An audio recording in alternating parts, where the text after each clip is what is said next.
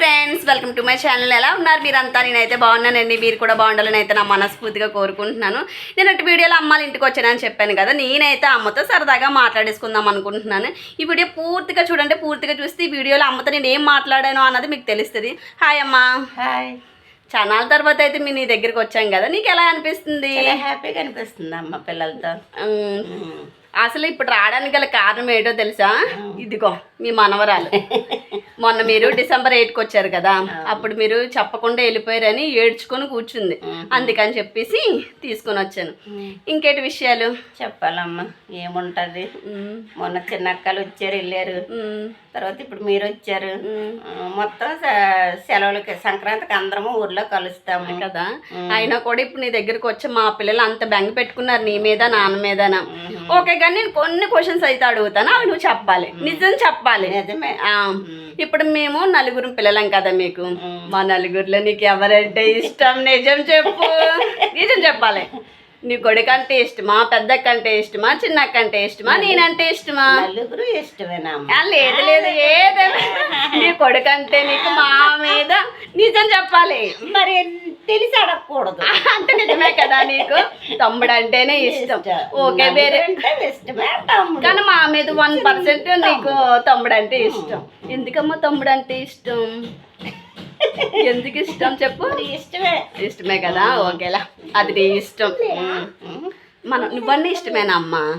అయితే ఇంకోటి ఏంటంటే, ఇప్పుడు పెద్దక్కకి పెళ్ళి అయింది, ఓకే, తర్వాత చిన్నక్కకి పెళ్ళి అయింది, తర్వాత నాకు పెళ్ళి అయింది. మా ముగ్గురికి పెళ్ళిళ్ళు అయ్యాయి కదా.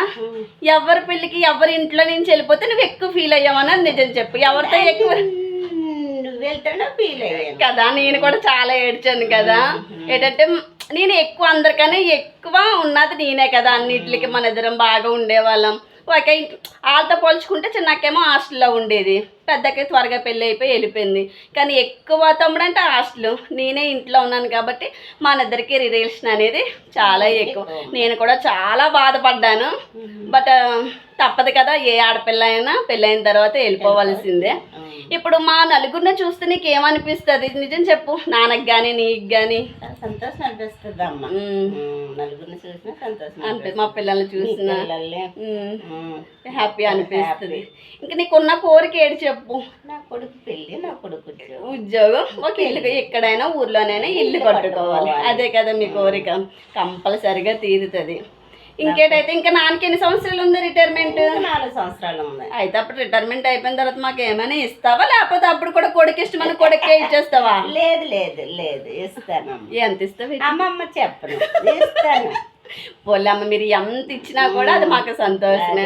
ఇంతవరకు మాకు ఒక మంచి పొజిషన్లో పెట్టారు, కానీ అదే చాలా హ్యాపీనెస్.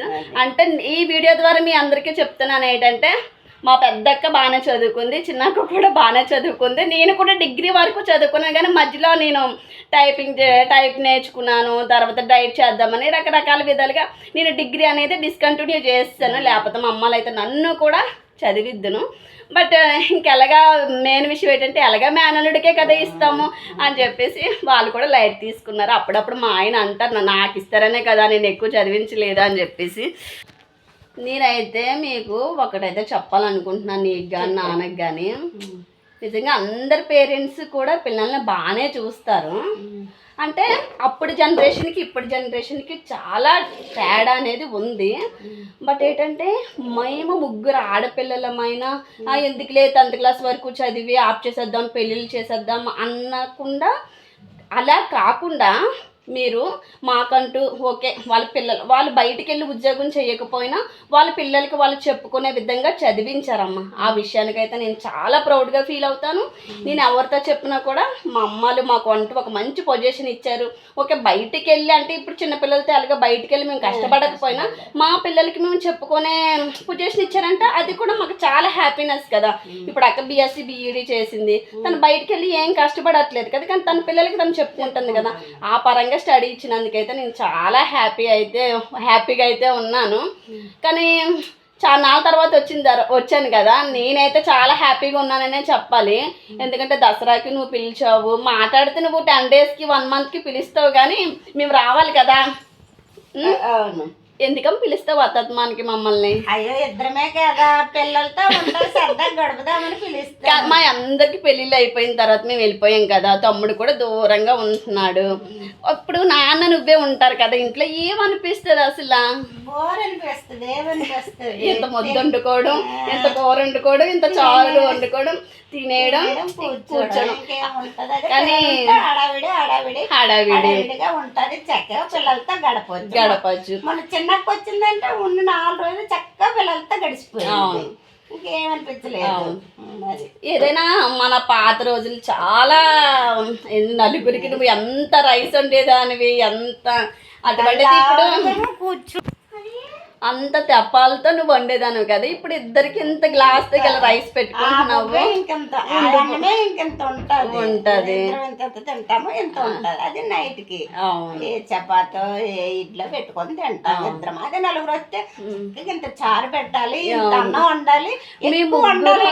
మేము ముగ్గురు కూతుర్లు, ముగ్గురు అల్లుళ్ళు, ముగ్గురు అంటే మాకు ఇద్దరిద్దరు కాబట్టి 6 పిల్లలు వస్తే మీ ఇల్లు అంతా చాలా సందడిగా ఉంటది కదా.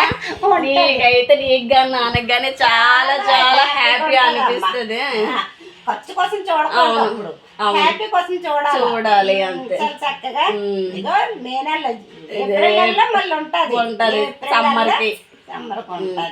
కానీ మీరు మాత్రం అంటే నా పేరెంట్స్ కోసం నేనైతే గొప్ప అస్సలు చెప్పుకోవట్లేదు. నా వరకు చూస్తే మా అమ్మలు చాలా చాలా గ్రేట్. అంటే ఎవరి పేరెంట్స్ వాళ్ళకి గ్రేటే, ఎందుకంటే మా నాన్న ఒక సాధారణ కండక్టర్ అంతే. మేము ఒక నర్సీపట్నం వచ్చి రెంట్కు ఉండి, నేను పుట్టింది కూడా నర్సీపట్నం, ఇప్పుడు 30 ఇయర్స్ అవుద్ది. అప్పటి నుంచి కూడా మా నాన్న కష్టం మీదే మమ్మల్ని పెంచి పోషించి ఒక సాధారణ. ఫస్ట్ ఎంతమ్మా శాలరీ నాన్నకి? 5,000. 13,000 ఫస్ట్లో అయితే 13,000 గల. అయితే అప్పటి నుంచి కూడా మమ్మల్ని మా నాన్న కష్టంతో రెంట్లు కట్టుకుంటూ చిన్న చిన్న పిల్లల్ని. కానీ మేము ఎవ్వరం కూడా ప్రైవేట్ స్కూల్లో అయితే చదవలేదు, అందరం కూడా మేము ఆర్సిఎం మిషనరీ స్కూల్లోనే చదివాము. కానీ నాకైతే చాలా హ్యాపీ అనిపిస్తుందండి. ఇంటర్కి వచ్చేసరికి అందరం ప్రైవేట్ కాలేజీలోనే, మా చిన్నకి మాత్రం గవర్నమెంట్ కాలేజీలో చదివింది.